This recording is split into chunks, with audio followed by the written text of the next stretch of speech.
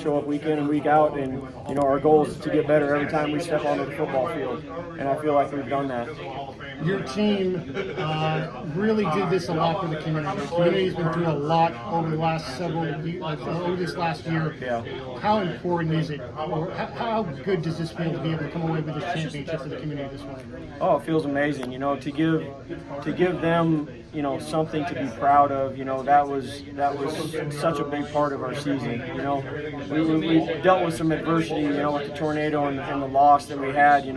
I had players on this squad that lost their homes. So for them to dig in and just get right back to work, and I really can't put words into that. I'm just so happy that we were able to do it for the community, because the way they've had our back through this whole football season, it's greatly appreciated. We talked last week about how defense wins championships, and your defense really stepped up in that fourth quarter. Take us through your thoughts on how that fourth quarter unfolded defensively for your team. Well, it was, to be up against such a powerhouse like West Hancock, we knew they're going to fight tooth and nail. And they're going to give everything they got. So, we pulled the guys to the side, defensively, and said, hey, you got to dig your heels in.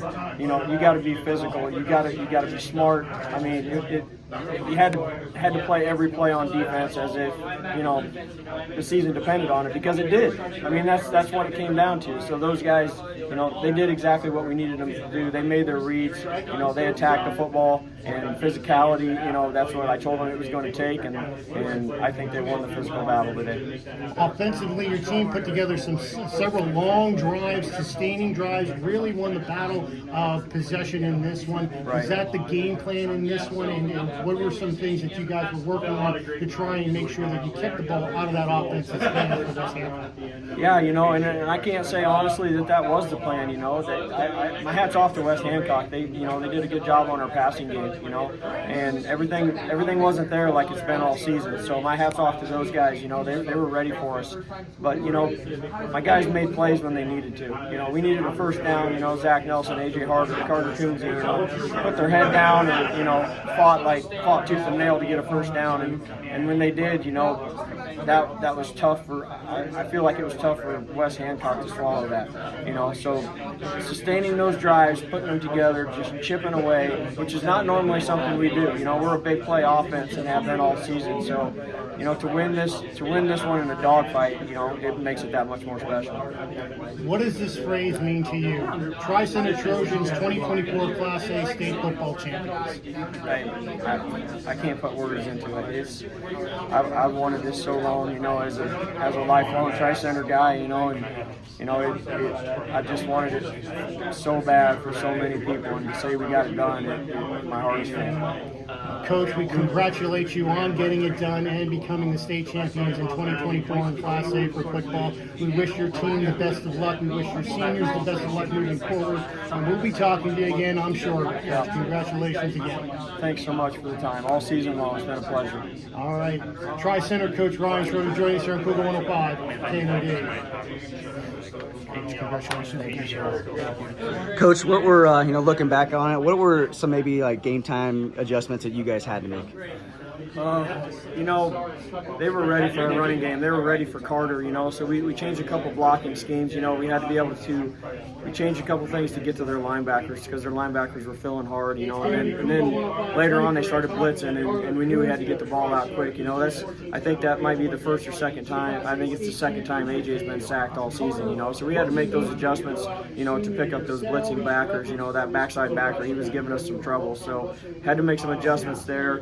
Basically just get the kids settled down and seeing things again. That was the big thing. They kind of maybe have tunnel vision, and on their responsibility. And we told them not everything's in a perfect world. You got to get your eyes out and pick up those guys. So you got one of the top underclassmen in the state, with the ball in your hand. What were some in-season adjustments you had to do for him, and what's the next step for him and you guys? You know, he just got smarter as the season went on, you know, and you expect that out of a young guy. You know, he made some mistakes. He threw some balls early on in the season that, you know, probably weren't his best decision, but for him to step up and mature the way he has the second half of the season, you know, I don't think he's thrown an interception in the past 6 games. So, I mean, that's huge as a sophomore, as a 16-year-old kid, his poise, you know. And like I said, you know, when you put that one on the carpet there, you know, I grabbed him right away because he was beating himself up. And, you know, I said, hey, man, I said, no one's going to be upset at you for trying to get an extra yard, you know, and that's just a learning opportunity, you know. And that's the way you got to approach it as a coach, you know. So he just said, I told him, I'm like, I need you to be who you've been all year, and he went out and did that and led us to victory. You started the season unranked across the state. At what point in the season did you know you had a team that could run for a title? You know, I would say it was probably for sure after the Woodbury game. You know, we always play Woodbury really, really well.